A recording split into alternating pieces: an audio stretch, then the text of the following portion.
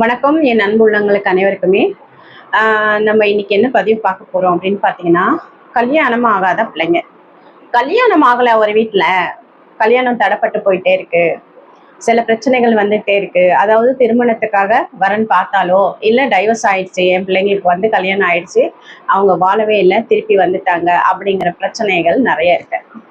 இந்த பிரச்சனைகள் ஏன் வருது அப்படின்னு பார்த்தீங்கன்னா, குடும்பங்கள்ல வந்து ஏதோ ஒரு தோஷங்கள், தெய்வ வழிபாடுகள் இல்லாம இருக்கிறது, இல்ல குலதெய்வ வழிபாடுகள் விட்டுறது, ஓகேங்களா?